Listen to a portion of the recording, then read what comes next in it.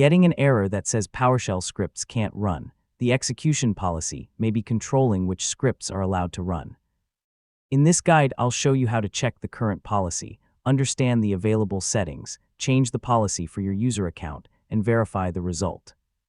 First, open PowerShell and type get-execution-policy. Press Enter, and PowerShell will show the policy currently applied to your session.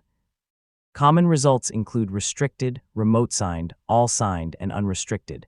Don't change anything yet. First, it's important to understand what your computer is currently using. To see policies across different scopes, use get-execution-policy list. You'll see scopes such as machine policy, user policy, process, current user, and local machine. Yeah, this is important because a policy set by your organization can take priority over a setting you change yourself. Before changing anything, let's quickly cover the main options. Restricted blocks script files. RemoteSigned allows locally created scripts but requires downloaded scripts to be appropriately signed or unblocked. AllSigned requires scripts to be signed. And Unrestricted provides fewer restrictions, so it should be used carefully.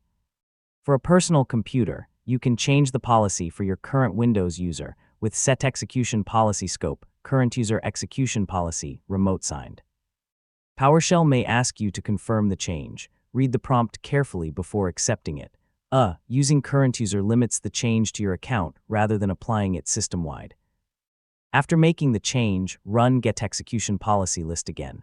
Look at the current user row and confirm that it now shows RemoteSigned. If another scope has a higher priority setting, your effective policy may still be different. This is why checking the full list matters. If you need a different policy, use the same command with the appropriate scope and setting. You can also remove a current user setting with Set-ExecutionPolicy scope, current user execution policy, undefined. Avoid lowering security just to make an unknown script run. And that's how to manage PowerShell execution policies. Check the current settings first, understand the scopes, make the smallest necessary change, and verify the result afterward. So if you're working on a managed computer, always follow your organization's security rules before changing execution policies.